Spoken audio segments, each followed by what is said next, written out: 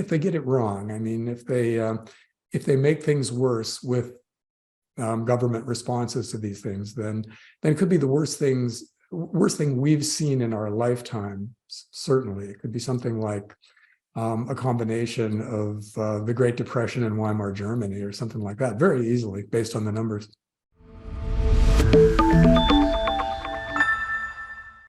Welcome to Wealthion.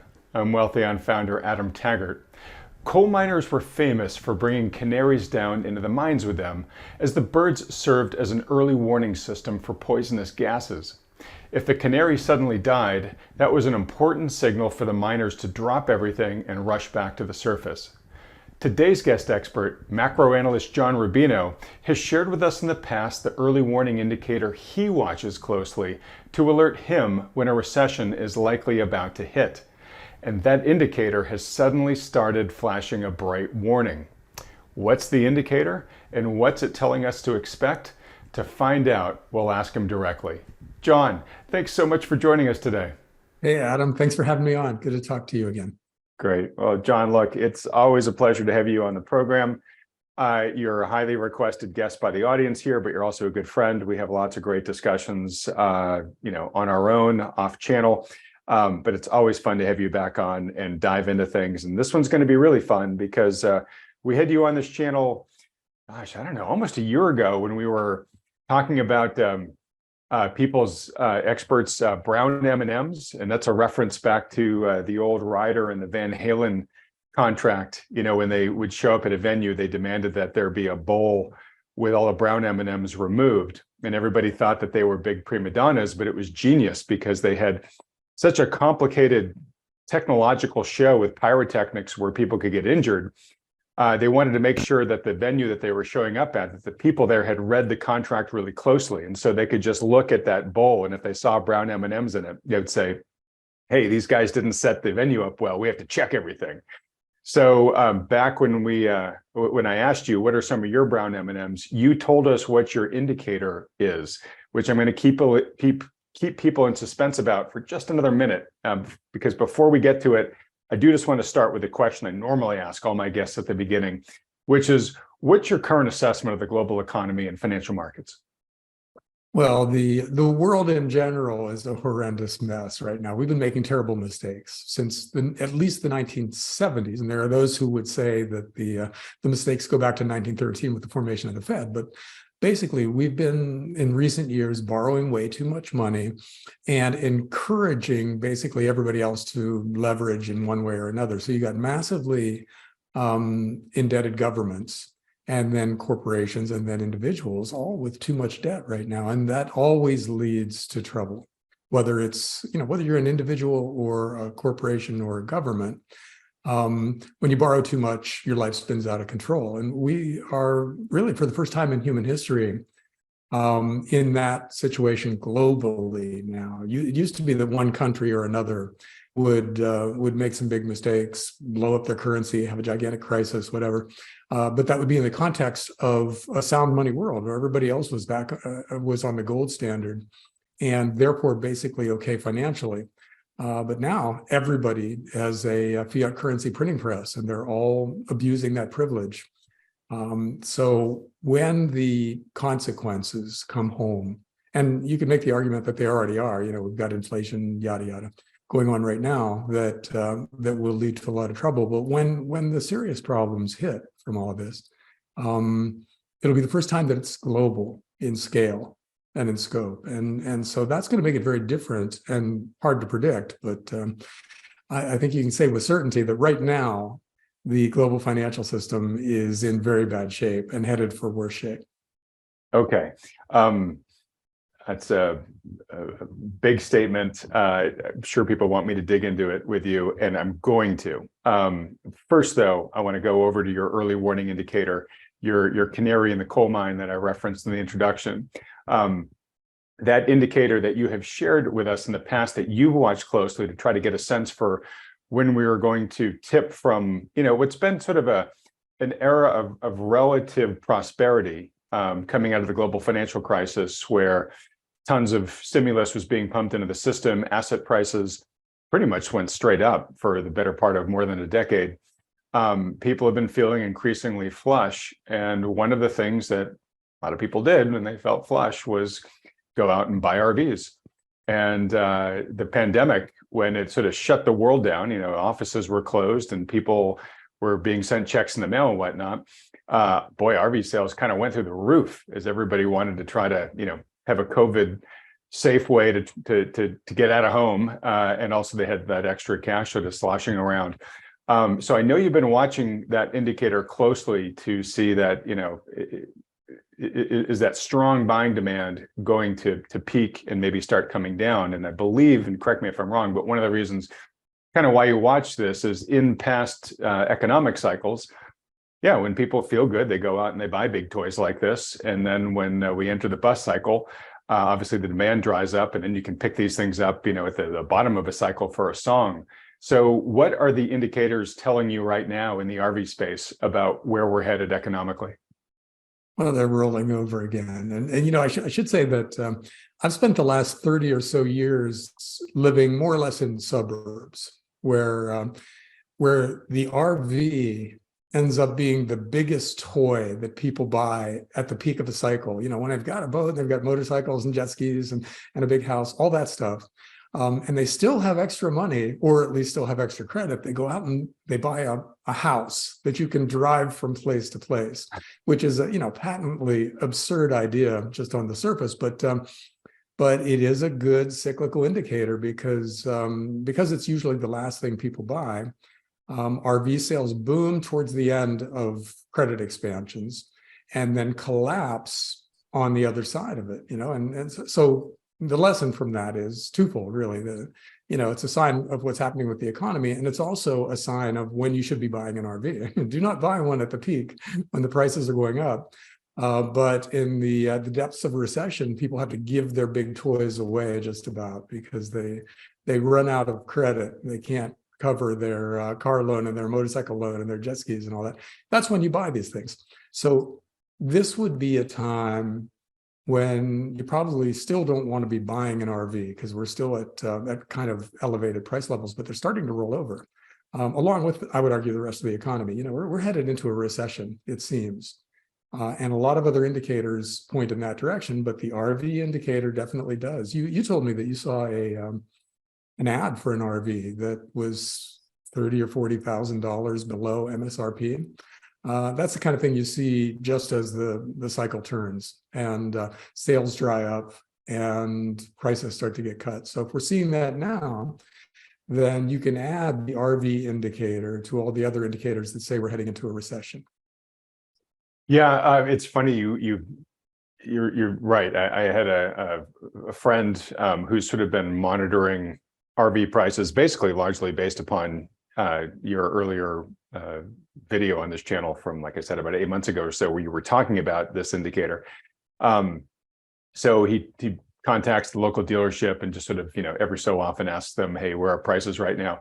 Well, now the dealership actually reached out to him and said, hey, we know you've been calling from time to time. We have a floor model here that we're pricing for a song right now. So if you're interested, come on in. And he said, no, that's okay. I think the RV market's actually got a little further to fall, so I'm going to wait. But just curious, what's the price of the model you're talking about? The guy said it's MSRP of $133,000, and they're going to offer it to my friend for the low price of $89,999. So that's already a pretty substantial discount there. I'm doing the math in my head, but it's getting close to like a 35-40% haircut that they're putting on MSRP right now. And again, this knife may still be falling, so it may still have a lot further to fall from here. Well, yeah, at the bottom of the cycle, they'll give you that RV for $50,000, and they'll throw in a car that you can attach the back of the RV to take with you. Since you're driving your house, you might as well take another car too. So you bring your entire suburban lifestyle with you to wherever you go. And that's true of all the other big toys. Pickup trucks, only buy pickup trucks at the very bottom of a recession, and motorcycles, et cetera, et cetera. And we're nowhere near that yet. We're just starting to take some baby steps in that direction. So when this really gets going, it'll be a completely different thing. Most of your audience probably remembers 2008, 2009, because it was so recent. But that was apocalyptic for a little while.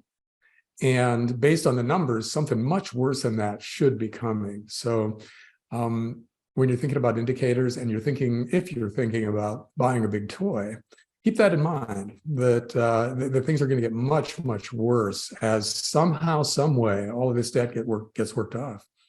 And every indicator, at the very bottom, every indicator is going to look like end of the world. And the prices of things that people are trying to sell will seem like Great Depression events, where these people are going broke and they just have to get rid of something no matter what, just take it away. That's the way it's going to be. And the RV thing is kind of that. It's an indicator of that whole thing, with a little bit of Schadenfreude thrown in, because at least this is, again, I'm talking about my own personal experience here. I used to feel kind of jealous when I'd see my neighbors buy these 40-foot RVs in the driveway, and my kids thought they were so cool and wanted to play in them and everything. And I never felt comfortable owning something like that, but I did feel jealous of the people that did own them. So there's always a kind of a sense of justification when we have a down cycle like this, and all of those guys have to sell their big giant toys. Yeah, I mean, you're not. I know you're talking about, you're not necessarily delighting in someone else's pain, but you're sort of welcoming the return of rationality back to the world, right? Where, all right, you know what? We all know we shouldn't be living outside of our means, and spending ridiculous amounts of money for toys that it's sort of the land boat, right? I mean, if you own a sailboat, the thing is just a money pit, right? And it's not that you shouldn't own sailboats or whatnot, but you shouldn't basically be, overextending the way that people tend to with these toys in the late stage of the cycles. And people that are more rationally minded like you and I, you get angry at the fact that it works as long as it does for people, when we know that it's not sustainable, right? And then when that sustainability starts re-expressing itself, there is a little bit of okay, well, thank goodness the world's starting to make sense again. Yeah, that's a better way to put it. I'm not taking pleasure in watching this happen to everybody.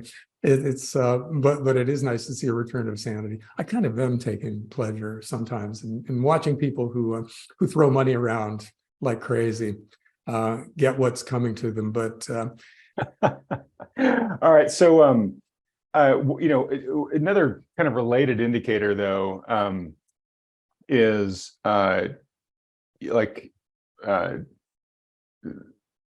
the town I used to live in, and even to a certain extent the town I'm in now.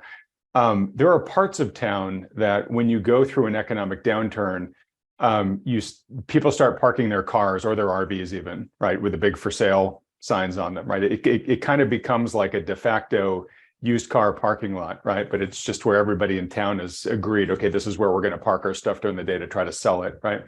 And I haven't, I'm beginning to see cars pop up around town with for sale signs on, which when I started to see it, it made me realize how long it had been since I had seen them before, because we've had this really pretty long stretch of prosperity. But gosh, I mean, I remember that the last town I used to live in down in Palo Alto, there's kind of a stretch of El Camino where people do this. And I remember during the .com bust how, I mean, it was about as far as you could see down the road, just, cars with for sale signs on them, because everybody was having to dump, all these expensive cars that they had overstretched to buy beforehand. I'm beginning to see, like I said, a little bit of that begin to creep in where I am right now, but it's sort of another one of those indicators that just we as regular people, in addition to all the financial data that we see on our screens, that we can just look at in our real lives as kind of a barometer for where we are in the story. Yeah. And we're nowhere near the bottom of anything yet. Like you and Wolf Richter were talking about a week or so ago. The economy is actually surprisingly strong in a lot of ways, considering all the reasons that it should be weak. And today they just reported the Fed's favorite inflation measure went up. So inflation is actually accelerating according to that measure. So we're not in a recession, and a lot of the signs, like the for sale signs in that parking lot you were talking about, are not that plentiful yet. But there are a lot of reasons to think that that day is coming fairly quickly. There's a lot of other indicators that are more behind the scenes than, say, for sale signs. So you don't notice them when they're just kind of bubbling out there and getting ready to work their way into the real economy. But a lot of those are pointing down now at a steeper and steeper rate. So I think as more and more things roll over, then the overall picture that most people have of the economy is going to be a lot more negative, and the big numbers are going to reflect that. So I think that's the second half of this year's story. And I think it's reasonable to predict that by the end of this year, we'll be in an official recession. And the question will be, when does the Fed start cutting interest rates? So okay, we're going to go from, yeah. Let's dig into that, and I want to just use as the jumping off point into that discussion. It's a really weird time right now because, like you said, there's just a ton of indicators, leading economic indicators, rising consumer debt, falling savings rate, declining real wages. I mean, we can go through a whole ton of them, and I'm sure we're about to talk about a bunch of these macro factors. But at the same time, you've got the stock market up, 9+% this year. You've got the NASDAQ up over 25%. You've got NVIDIA up like over 200% since the October lows. In fact, we actually have kind of a bubble going on right now in AI stocks, and the biggest companies that are involved in AI happen to be those like top 10 stocks that, oftentimes referred to as the FANG stocks, that are kind of pulling the market indices up with them as they rage right now. And so it's a weird time because you can see this euphoric party going on in the markets where they're just pricing in wonderful days ahead of us. But then you can turn and look at all this other data that you just referenced to and say, my God, it looks like we might be going off a cliff later this year, right? So it's just such a weird time right now. I know that a lot of investors are really caught between, which do I believe? Because in a real sense, people are making a lot of money today in certain stocks. And while they're fearful of what might be coming ahead with the grim data you referenced, they also have, FOMO starting to come back of like, but my idiot friend is making a ton of money right now. Why am I missing out on that party? So I wonder if you could sort of speak to this very schizophrenic time that we're in right now. Yeah, the headlines do not seem recessionary, really. And one thing we could say about the stock market, two things really. One is NVIDIA is a serious short candidate right now. I'm really tempted. And the other is that market breadth, which is, how are the average stocks doing, not just the handful of great stocks, is the worst it's ever been, just about. There are just this tiny handful of stocks pulling the rest of the broad market averages up. And historically, that's the end of a cycle. When breadth gets narrower and narrower and narrower, eventually a few of those stocks, a few of the stocks that are doing great, stop doing great, in part because they're just overvalued. They roll over, and then that pulls everything else down.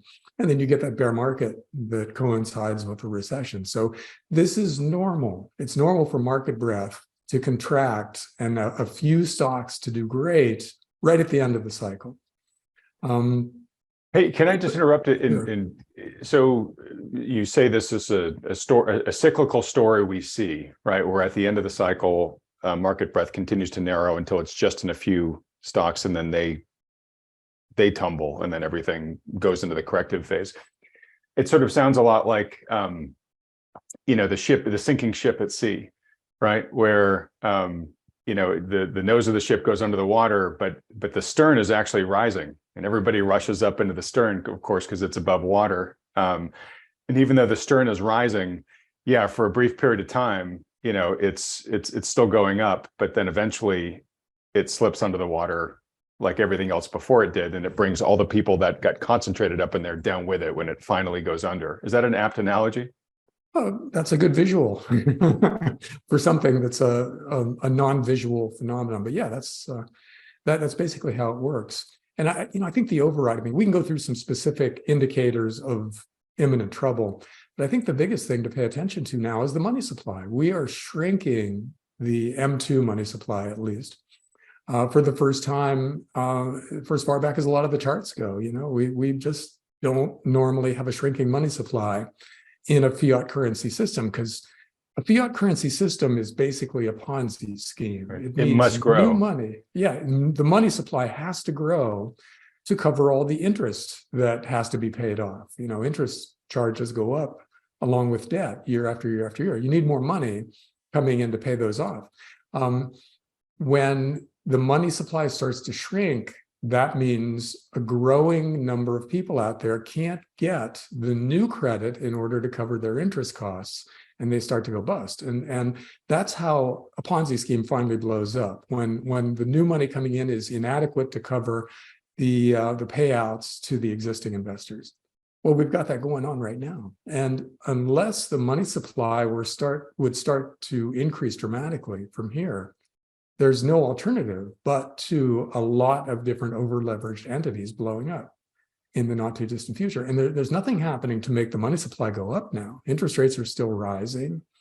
The Fed is still shrinking its balance sheet. So we're still in quantitative tightening, which means the money supply is going to continue to decrease, which means lots of people are going to blow up here pretty soon.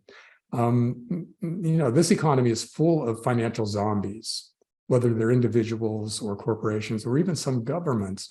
And they're just not going to be able to make their payments at some point in the future. So leaving everything else aside, what stocks are doing, what the housing market is doing, what car prices are doing, a shrinking money supply in a fiat currency system means big trouble out there. So that's almost all we have to look at to know that at some point, something really big has to change. Either the Fed has to start flooding the system with money again, or we get, that little mini banking crisis we had just lately on steroids, just writ large. And the insurance companies and the pension funds and the rest of the banks all start feeling the effects of not enough money and seeing their balance sheets blow up in one way or another and having to report horrible numbers and having people pull their money out because of that.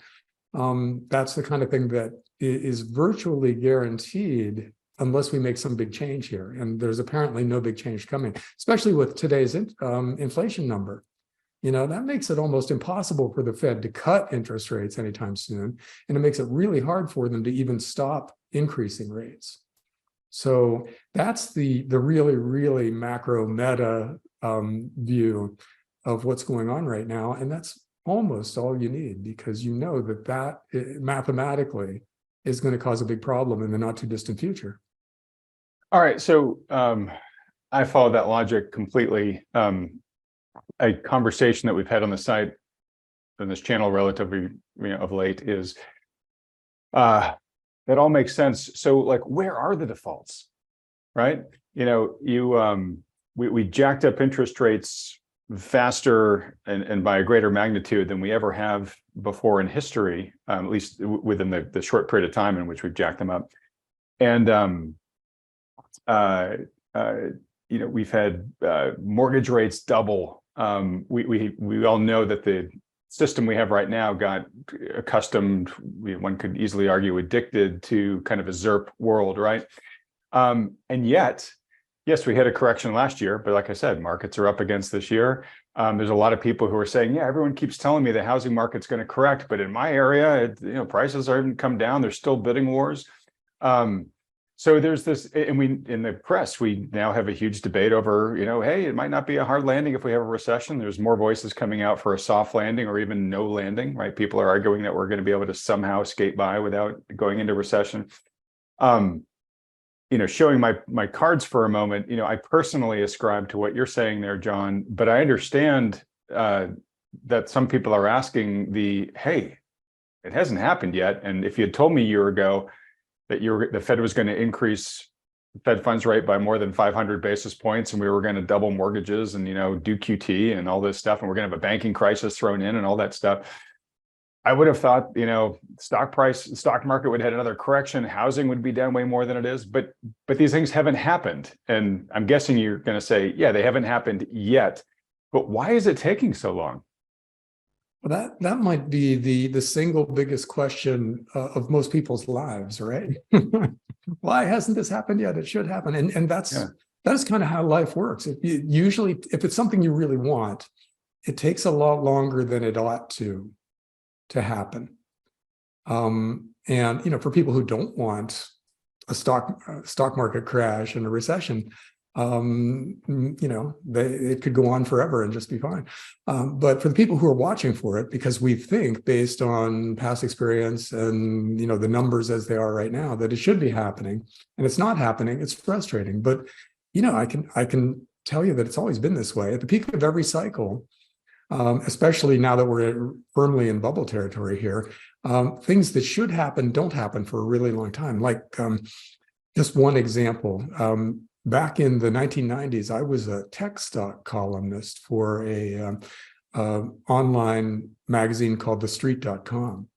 And I was kind of, by 1998, I was kind of the resident bear. And so I used to get horrible hate mail from all the tech stock bubble guys and everything. But by 98, that bubble should have burst.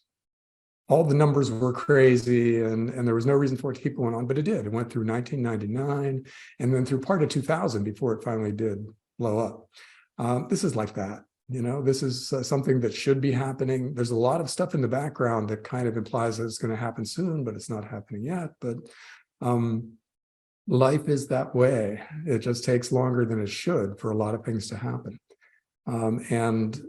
Let's go through some stats that kind of imply that it will happen pretty soon, because that's what I tend to look at. And I come away, whenever I dig into the stuff that's behind the scenes, it seems clear that we are headed into some kind of a recession, if not something much worse. That, whether it's much worse depends on how governments respond to it. And there's no clear way to know how they're going to respond to the next thing when it happens, because they're so spooked by inflation right now. But anyhow, the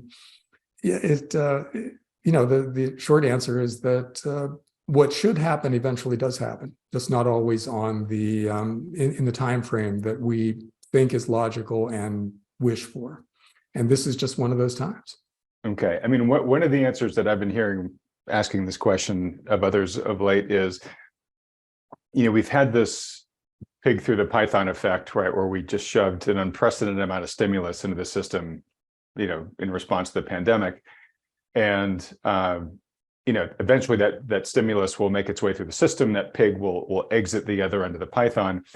But some of the explanations have been that pig was so damn big. Maybe we should even be calling it like a hippopotamus through the python, where it's just still going through it. Like it's delayed the reckoning because we still have to get the remaining amount of stimulus out of the system before the system really can start rolling over due to the impacts that you and I are talking about.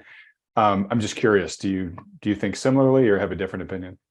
Well, yeah, we increased the money supply by between 40 and 60%, depending on which monetary measure you're using. Within just 2 years, right? Yeah, in 2 years. Yeah. So that accounts for the spike in home prices, for instance, and the fact that stocks went up so far during a recession and a pandemic. You would think that people would go risk averse in a time like that, but money was just so cheap that they just they went risk on, bought whatever they could buy, because that's what people do when they have too much money on their hands. By the way, RV sales boomed during that time too. Mm-hmm. But yeah, it could well be that all of that money is still working its way through the system. But that is coming to an end now too. If you look at interest rates, for instance, car loans now, especially for used cars, are up in double digits. 14% record high. Yes. So that's not easy money anymore. Mortgage rates just this week hit 7% again, which make the average mortgage now accounts for 41% of the disposable income of the family that has the mortgage, which is way too high. That's way too high. Yeah. And there are lots of other housing related stats pointing in that direction, that money is no longer easy. And because of that, existing home sales are down by 23% year over year. And home prices are starting to fall. They're down by 4% year over year. Or I'm sorry, 4% sequentially now, month over month. So we're seeing it start to happen, and it just hasn't worked its way into the very top line numbers yet. But housing is a big part of the economy. And if interest rates are too high for housing to really function, you had a really good interview a few weeks ago where you had one of your resident experts interview another resident real estate expert. And they talked about housing as being frozen right now because, yeah, prices are really high, but there's very little inventory. People don't want to sell at these prices because they remember slightly higher prices in the recent past, and buyers can't buy here. Very few people can buy a $500,000 house with a 7% mortgage. That's just beyond the means of 70 or 80% of the country. Right. And with anybody with a brain, you don't want to buy, even if you could, because you're like, I'm still getting near record prices, right? I'm having to pay a very high price. And I've got a mortgage rate that's double what it was 2 years ago. So I'm getting the worst of both worlds. I'm getting the high price and I'm getting the high mortgage. Who would want to buy right now? Even if you can, it's a horrible deal compared to anything in your adult history, right? You remember 20 or 30 years when it was a better deal than this. So it's just hard to do. And, that the way it works in the housing market is that sales tend to dry up at a peak because of the factors we just talked about. But prices don't go down for a while. It's just fewer and fewer sales. And then people start to panic. People who have to sell put their house on the market for just whatever. And then there are all these empty houses out there. There's something like 10 times as many empty houses in the US as there are houses that are currently for sale. And a lot of those empty houses they're Airbnb, or they're things where people bought them as an investment and whatever. But a lot of those people can be spooked by what's happening. They can have problems in their own lives and then have to sell the optional stuff, the house that they're not living in. And when that hits the market, that will push prices down dramatically. So along with all this other stuff, a rollover in the economy and a recession, we should see a big drop in house prices in the coming year. And I'm glad you said that, because you've seen a lot of cycles, and you've written books, about these cycles. One of your most recent ones being the money bubble. I like hearing your statements here because they're corroborating statements that I've made in the past, which is that we have a lot of folks, more I think than previous generations, who own second homes, and certainly the Airbnb, boom encouraged people to buy many homes, right? To rent them out on Airbnb. And those you're not living in them, right? So if you personally enter tighter financial times, well, it's pretty easy to sell one of those properties, right? Because it's not essential to you. Yeah, especially if it's an Airbnb and it's starting to go negative, right? You're like, yeah, just get this thing. Let me stop the bleeding. Let me just sell this thing, right? So when you have this sort of freeze in the market right now, transaction-wise, right? It's right now the sellers are just trying to see if they can hold on through this rough patch, right? And then hopefully the Fed's going to pivot and we'll get back to the point where interest rates go back down, and I'll be okay housing-wise, right? And prices will stabilize or come back to where they were. But the longer that doesn't happen, right, there are going to always be some organic transactions, right? The people die, they get divorced, they have to move, whatever, right? And so because housing is priced at the margin, it's that percentage of organic transactions that are going to start to reset prices in these markets. And yes, sellers can hang in there for a certain period of time, but once you've got somebody who either enters into a distressed state or is just looking and seeing that the prices are starting to come down because of the organic sales, there's a first mover advantage, right? To bolt from the herd if you're a seller and say, well, look, if I do a price reduction now and get out, I can still get out with about 95% of what I have right now, right? So I can still get most of my equity in the house. I don't want to be one of the bag holders who's waiting, later on once everybody else has started to sell. So people will start to bolt. And when that happens, I think it sort of becomes a scramble for the exit for anybody who was going to sell, right? Which is, well, geez, I better put my house in the market now because I'm going to get a better price this week than I will a month from now. And then you kind of get this cascade factor. Do you see it the same way? Oh, yeah, that's how markets work at the peak. And because we have to remember that prices are set at the margin. In other words, with a house, if you sell your house for 10% less than the previous house in your neighborhood sold for, you've changed the comps in your I've neighborhood. repriced every house. Yeah. with that Every single house transaction. you have with that. And see that's especially in a fiat currency system, that's how fast wealth can evaporate, because that one house, like you said, it made the whole rest of the neighborhood less valuable. So just that relatively little amount of money that changed hands had this massive multiplier effect, negative multiplier effect on the neighborhood. That's going to happen in the stock market when somebody decides to bail on a big position in Amazon or something like that. And then all of a sudden, $500 billion just evaporates. And when I short NVIDIA and it plunges, yeah, that's going to be, another $500 billion just gone. It's not like it goes anywhere. It just ceases to exist. And this is an important point. I'm glad you mentioned it. I've referred to this in previous videos as money heaven. And I find that people don't really understand this so much. So to use your example of houses in a neighborhood, right? Let's say there's 10 houses in the neighborhood. And after the past couple of years, when it's been a hot housing market, they're all now worth $1 million each, right? So the market value of all those houses in the neighborhood is now $10 million. Right? Then to use your example, somebody then sells their home for 10% less. All the other houses are repriced down, right? It's not like, we were at $10 million. Now the market value of the neighborhood is $9 million. It's not like that $1 million went into somebody else's pocket, right? It just went poof, right? Or technically it's $900,000 that went poof, but it's nobody got it. It just literally was fantasy market value that probably wasn't merited. And once that new comp hits, it's just gone. Nobody got it. It went to money heaven. Yeah. Another way of putting that is leverage is a two-edged sword. It increases values across the board dramatically on the way up. And then those values and the wealth that was attached to those values just disappears on the way down.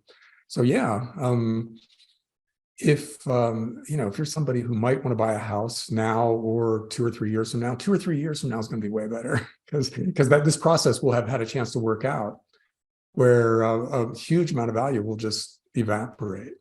And then the people who are left selling will be just so panicked that they'll entertain lowball offers without being offended. And that's the time to be buying. So I think we're headed into a time like that definitely for financial assets like equities. Their stocks are going to be much, much cheaper at some point in the not too distant future. And so will, quasi financial assets like houses that you buy with a mortgage. Just because that's how cycles work. You can go back through, go back to, for instance, the dot-com bust in 2000. There was a thing called the 90% club there, where a lot of big name tech stocks went down 90% from their previous highs. And nobody got that money. That money just disappeared. And the same thing with houses in 2008, 2009. House prices in the US dropped by, what was the average? It was like 30% or something like that. I think at least that, yeah. Yeah, after never having dropped since the Great Depression. I wrote a book on the housing bubble in 2003, which was way early for that bubble bursting. But one of the criticisms I got, I'd go on, radio shows and things like that, and they'd have somebody saying, but house prices never go down. Can you point to a time when house prices have gone down? And I would have to say, well, the 1930s, the 1930s, Yeah, it's ancient history. Yeah. And, but then it happens eventually, when things get too far out of whack, even things that never seem to go down. And we're, to repeat the theme, we're headed for a time like that because we've inflated so many bubbles all at once that they're going to not just burst on their own, but they'll feed off of each other. And the end result will be that governments of the world will have to either let it burn, and I mean burn almost literally, when this gets going, or step in and bail everything inside out at the cost of their currencies. So that's the big thing we've got coming, is this kind of sea change where governments lose the ability to bail everything out because their currencies are crashing. And yes, that hasn't happened for a really long time either, but it's another one of those things that is inevitable and very possibly imminent now. Finally, after decades and decades of people being able to get away with doing things that they shouldn't have been able to get away with. Well, now the consequences are about to hit, and yeah, I think the next couple of years are going to be very different from the last couple, but equally stressful. You know, what's so interesting about that too. You know, you've written, as you've said, about how we've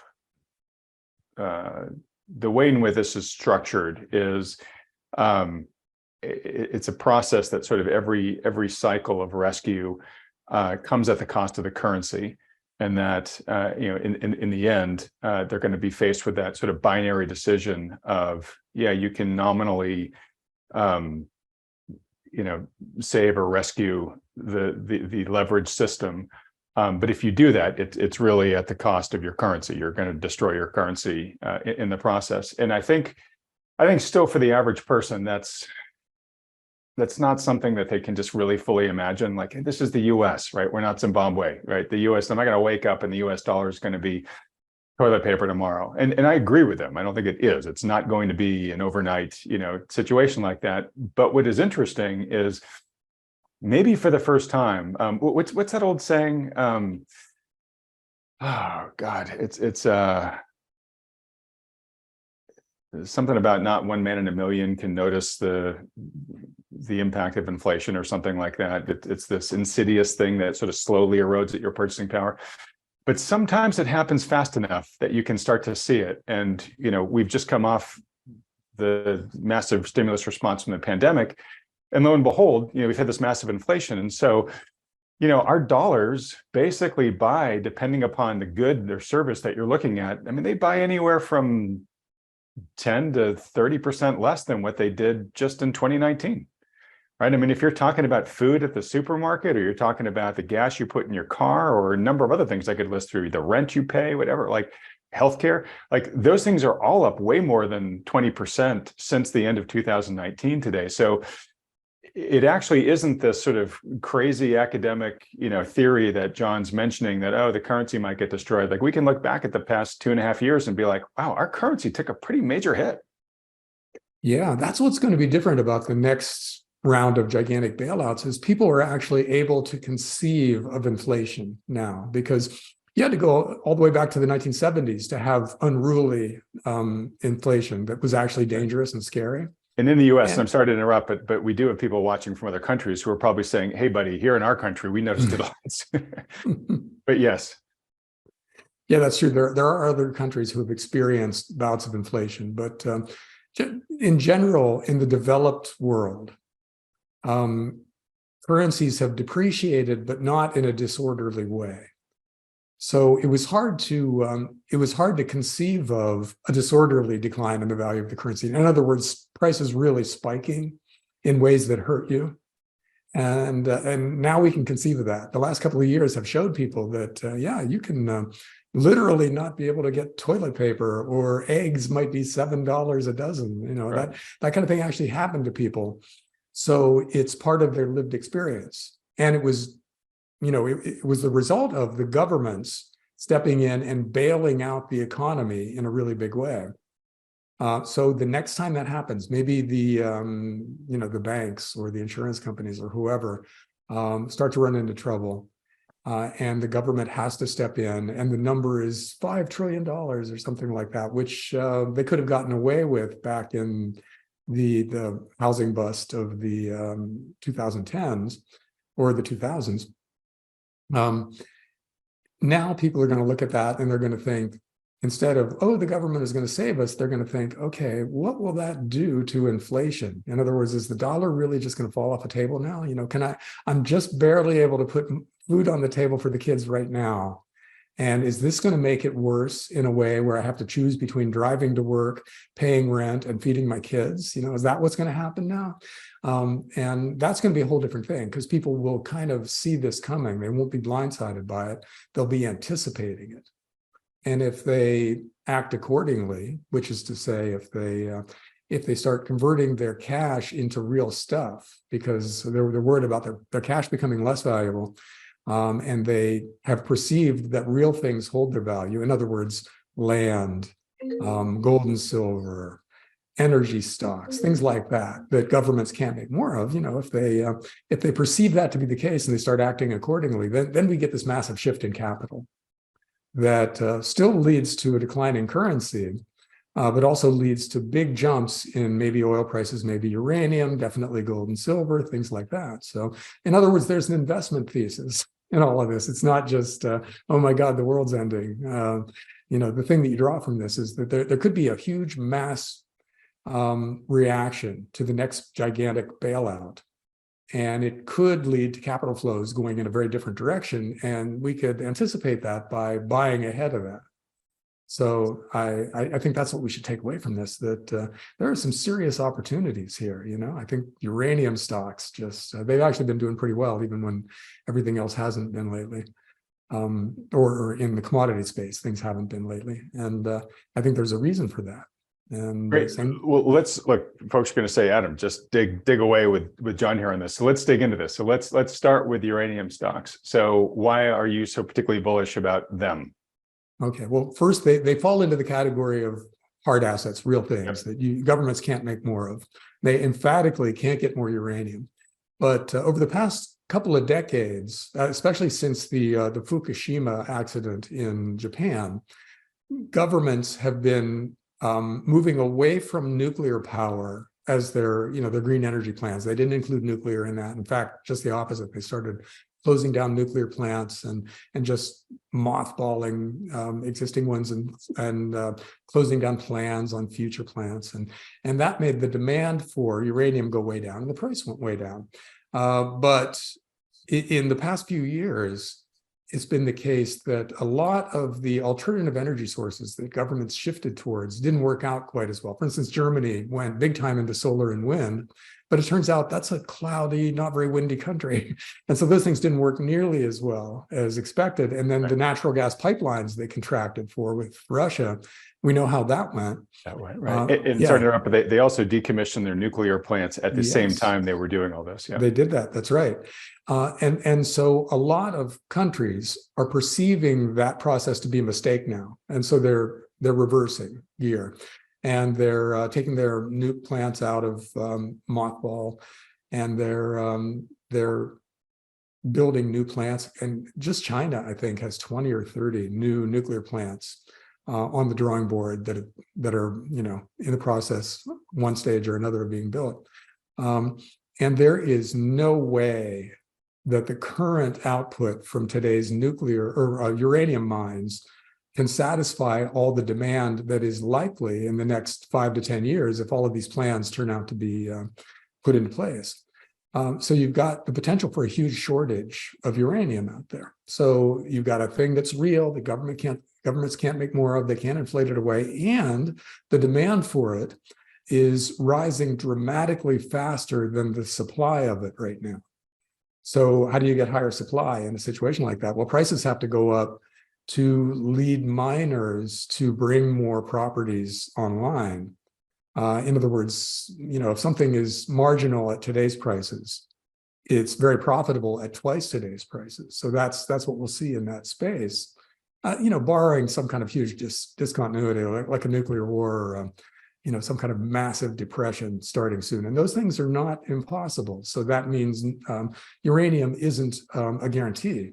But if you look at just the trends that are in place right now, it's really attractive. And same thing with oil. We're going to need, believe it or not, more petroleum going forward. And there's less and less of it around. Same thing with copper. We need way more copper to build out the electric infrastructure that everybody is planning. All the governments of the world seem to think we can have 50% electric cars on the market or on the road in just another half decade or a full decade at least. But where does the copper come from all that? For all that? Because an electric car takes several times as much copper as an internal combustion engine car does.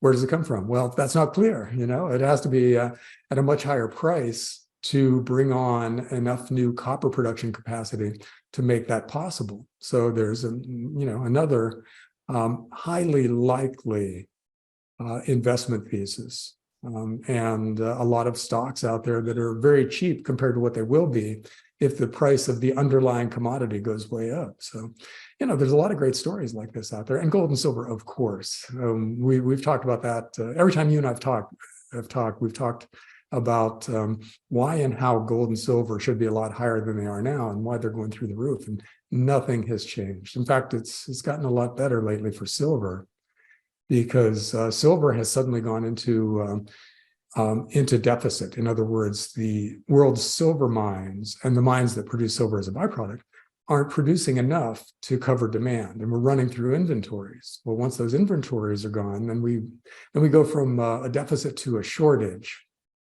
in which prices have to rise to incent miners to find more silver, or to cause users of silver to stop using it. That's less likely right now at anything around today's prices. So silver has to go way up to make this work, and it hasn't even really started yet. So there's a lot of stories out there that are very exciting in this kind of a world, in a fiat currency world that's falling apart. You end up with a lot of things that ought to do really well through that process. And the key to protecting yourself and your family, and maybe even profiting from all of this, is just to position yourself so that you're there when these big price moves start happening. And, it's a very straightforward thing to do. And on my Substack, that's one of the things that we do. We're setting up portfolios of uranium stocks and gold and silver miners and copper stocks. And so far, so. Some of them have gone up, some of them have gone down, but the macro story for those sectors still looks great. All right, great. And been working up in this discussion to ask people how they can take action on this and get ideas of which particular companies to invest in, or ETFs, or whatever, however you're playing this. So we'll give a little preview. Sounds like go subscribe to your Substack and they can actually see what you're recommending there, or recommending that people look at. It's not personal financial advice on your end, but you're putting these portfolios out there for people to consider. We'll tell people in just a moment exactly where to go to get your Substack, John.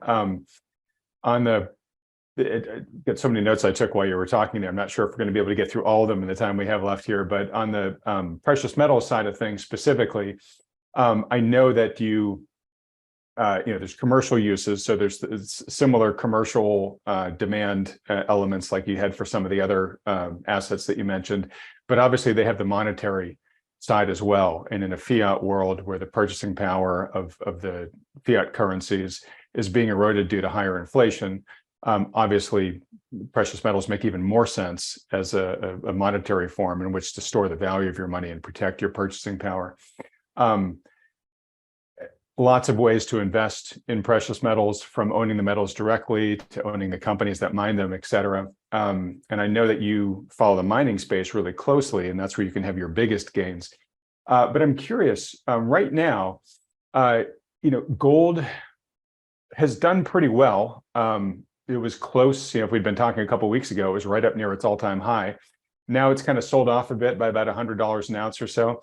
Silver hadn't really quite done as well as gold did this year, and it's now selling off a little bit harder.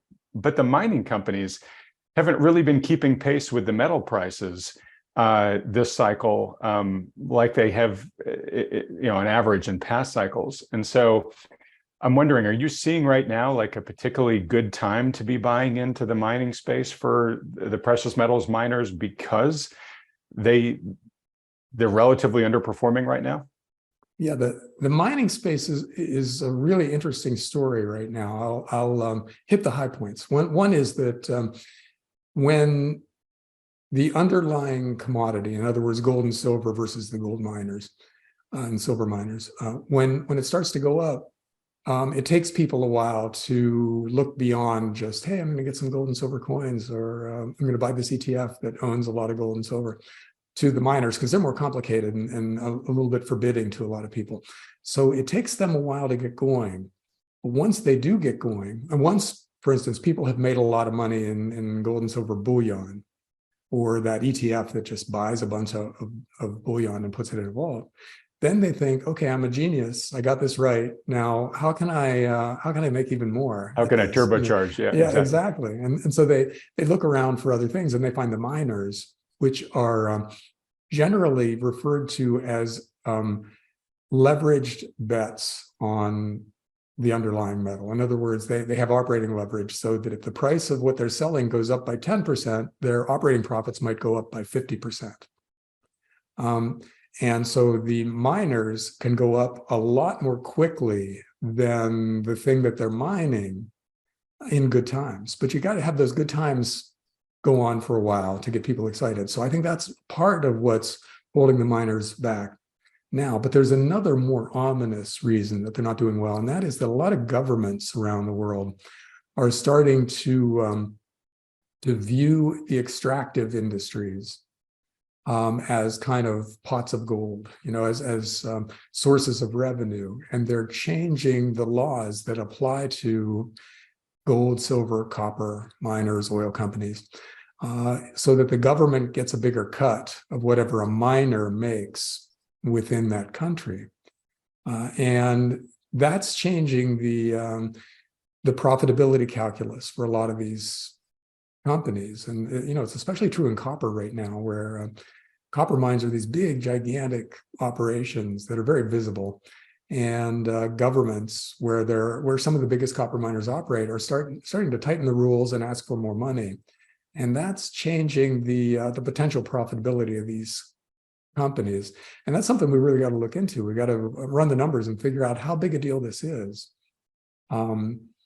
And whether it fundamentally changes how we should perceive these companies, because it's possible that maybe the best way to play commodities is just the physical ETFs. In other words, buy stock in something that just like the uranium trust that Sprott runs, where they go and they get literal uranium and store it somewhere, and then you own a piece of that pile of uranium. And so you just you profit as uranium's price goes up. You don't have to worry about government action and political risk and things like that with the miners.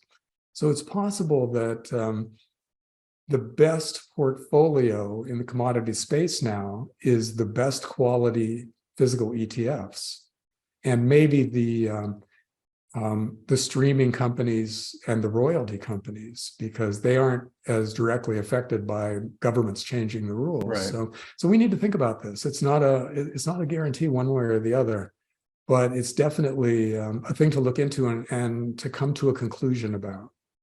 Yeah, I've told people often on this program that if you're going to be investing in the mining space, unless you've got a ton of history yourself, it's much better to sort of follow an expert. And there's a lot of folks out there that have their own newsletters where they're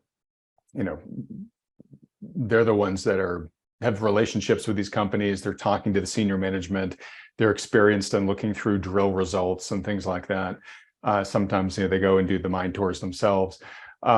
It's a complex industry to understand, and there's a lot of companies just aren't going to make it, particularly down at the explorer side, right? So you want somebody who's got a lot of seasoned experience being able to separate the wheat from the chaff there. Now you're introducing even more risks now onto the table here in terms of country risk and government risk and stuff like that. And so I think you're just making that argument even more important in my mind, which is, hey, if you're just a regular armchair investor, you really want to be leveraging the people who are,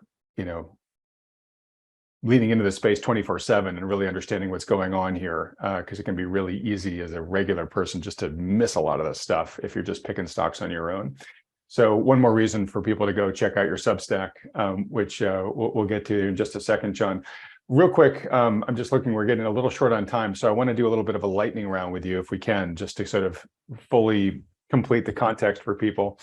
So much of what we talked about here prior to talking about these assets, these opportunities and hard assets, it sounds like you're pretty pessimistic about where both the economy and the markets are headed from here. In terms of the economy, what sort of odds do you give us of going into a recession in the next year? And if so, if they're good, how severe a recession are you expecting this time around, as the everything bubble, really starts to unwind here? Is this going to be a mild recession, a moderate recession, or maybe a severe recession? I think it's highly likely that we get a recession in the coming year, just because so many things have already turned down with nothing on the horizon to make them turn back up again. And as for how bad it is, the numbers are horrendous. I mean, we're just so insanely over indebted and over leveraged at this point that there's a lot of things that can just blow up and then be the first domino that knocks all the other dominoes down. So it could be really, really bad. And part of the near term decision-making process that'll determine what happens is what will the governments of the world do when things start to roll over. And we saw what the US did already here with, a couple of banks not even went bust. It's just that they had runs because their bond portfolios didn't do so well with higher interest rates. That caused paper losses on some of their bonds, and they had to report that, and that scared depositors. And it wasn't even anything that serious, but the government had to step in and offer a guarantee for basically all bank deposits, which is several $1 trillion. Right. It's a very big backstop. That is a very big backstop. Yeah. And now we're taxpayers are on the hook for this stuff if more banks start to fail.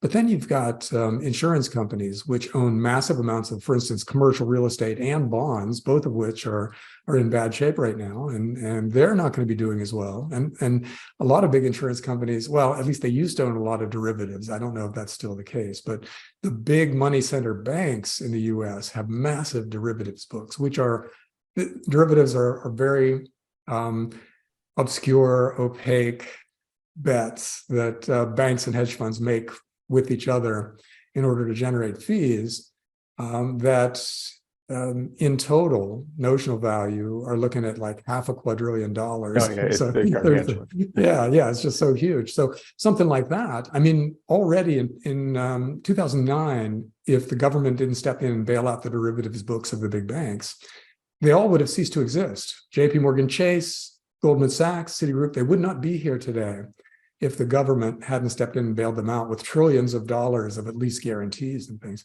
Wouldn't it be a better world today if they'd allowed that to happen? A world without Goldman Sachs and JP Morgan Chase would be a much saner world. But we're still looking at that or something similar. We haven't fixed anything that was involved in that last crisis. So all of this stuff could happen again. So I think that the most likely scenario is that some of these possible crises become real. They happen. The government steps in and bails them out. And then the question is, what does that do to the currency market and the global bond market? And we'll have to see. I mean, I think it's completely possible that it spooks the financial asset markets in a way that is uncontrollable, and that leads us to some kind of a big crash that leads us to the big currency reset that we've been talking about for such a long time. So it's completely possible that that's the next stage of this process. And it could be, if they get it wrong, I mean, if they make things worse with government responses to these things, then it could be the worst thing we've seen in our lifetime. Certainly, it could be something like a combination of the Great Depression in Weimar Germany or something like that, very easily based on the numbers. Wow. Okay, that's a big statement. To the person who says, hey, well, so things start going off the rails, the government just comes in, yeah, they do an even bigger rescue than they did before. What's the big deal, John? They'll just keep doing that every time they need to. What's your response to that? I mean, presumably every time that they have to reinsert themselves, they have to do an even bigger type of rescue. And of course, that makes an even bigger hit on the currency. So I don't want to make the argument for you, but I guess my question is, how many times do you think they can rescue this system using the playbook that they've been using before we have this currency forced reset that we've long talked about? Well, I thought the Great Recession was basically the end of the road for the fiat currency system. So I was wrong about that. They managed to buy us another decade. But it was at a cost of rising inflation in the last year or two. And now that was partially due to the pandemic lockdowns too. But the last big set of bailouts led to a serious currency issue.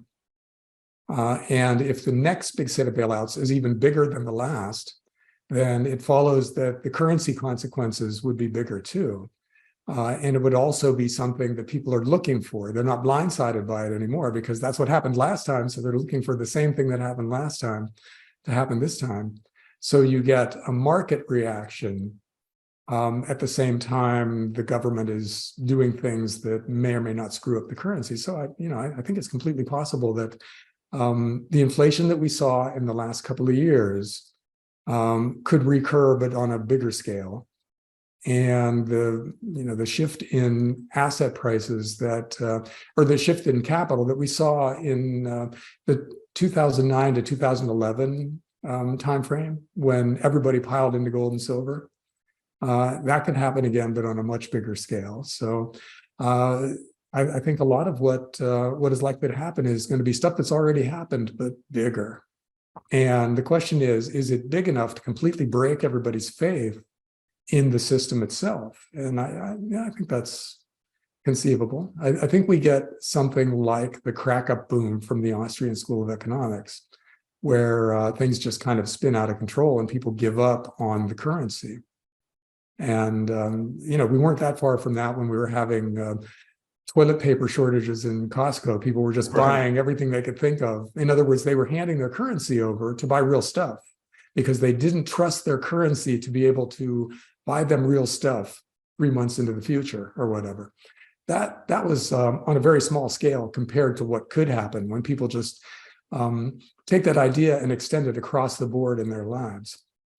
And eventually that's what's coming. So it could be this time, the numbers are big enough, or it could be that they buy us some more time by doing some really extreme bailout, and that I don't know. And at the same time that's happening, regardless, they're going to be using the crisis to institute a lot of things they couldn't get away with otherwise, because that's when the central bank digital currency becomes mandatory, right? And who knows if there's another pandemic and they decide that vaccine mandates just become global law or something like that. There could be a lot of things that happen because there's a crisis, and people with the power to impose their will decide they want to use that crisis in order to get some other things done. So there's going to be that added complication, which is inherently unpredictable, but will add to the stress that everybody's feeling at the time. So, yeah. See, hopefully we're all feeling that stress. We're all watching this crazy stuff happen, but at the same time, we're online looking at our brokerage account and seeing, oh, okay, my oil stocks are up another 20% this week, so we're getting that kind of psychological compensation of being right about our investments while the world is getting more and more stressful. So that's what we have to hope for. I mean, I don't think we can hope for a non-stressful world, because the money that we've borrowed makes that out of impossible. But we can hope for some offsets because of the good decisions that we made leading into the next big bout of societal stress. And I think that's what we should be shooting for. We want to be doing things right now that either make us immune to what's going on or in some way allow us to profit from it. All right, well, really well said. I'm going to disappoint people by not digging into a few of the things that you mentioned there, like CBDCs, just because we're over time at this point. So we'll have to tackle that next time you come on, John. But to your point there, which is right in the bullseye of Wealthion's mission, right, which is helping people position prudently today, given where things may head. You've given us, a great detailed and somewhat, concerning, frightening, scary picture of where things may be headed from here. For folks that want to be positioning themselves prudently, and potentially in many of the things that you mentioned, more in the hard asset space there, Where can they go to follow you and be able to, continue to see your evolving thinking on this? Sounds like that's your Substack. Yeah, my Substack is rubino.substack.com, and there are different ways to sign up. You can get a free subscription and you get most of what I publish, and then a paid subscription, which covers a lot of the actionable stuff, like the portfolios we're setting up and specific ways to short the market and things like that. I guess that's it. All right. Well, look, it's been wonderful to see. So, John, I've followed your work and known you forever now. It's been definitely over a decade since we first met. It's crazy that the time has gone that fast. But obviously, huge, big fan of you and your work. It was fun that you announced basically your Substack on this channel earlier this year, and it's great to see how quickly it has grown in just a few short months. So kudos to you on that, entirely well-deserved. And to anybody who's enjoyed this conversation with John and is potentially interested in following his insights, I can't recommend enough going to the Substack and subscribing. All right, John, well, look, this has been wonderful. Folks watching, in addition to going and checking out John's Substack, if you're relatively new to this channel, one of the things I talk about in almost every video is the wisdom of working under the guidance of a professional financial advisor who understands all these macro issues and risks and challenges that John mentioned. And to be honest, there are relatively few out there that are even willing to admit them and think about them, but even fewer that then put that information as inputs into their portfolio management. Highly recommend you find one who does. And can build a personalized financial plan for you and then execute it for you. And if you've got one who's doing that for you, congratulations, you should definitely stick with them. But if you don't, or you'd like a second opinion of one who does, consider talking to one of the financial advisory firms that Wealthion endorses. Have a free consultation with them. To set one up, just go to wealthion.com. It's totally free. It doesn't cost you anything. There's no commitment to work with these guys. It's just a public service they offer to help as many people as possible position smartly, given what might be coming down the pike. And John has given us, a lot of things to consider that may be coming. All right, John. Well, look, this has been fantastic, folks. If you'd like to have John come back on again soon and get into some of the other topics we didn't get into today, like the CBDCs, do me a favor and support this channel by hitting the like button, then clicking on the red subscribe button below, as well as that little bell icon right next to it. Always fun, John. You're welcome to come back on this channel anytime you want to. Thanks so much for coming on this week. It's been a great discussion. Thanks, Adam. Talk to you soon.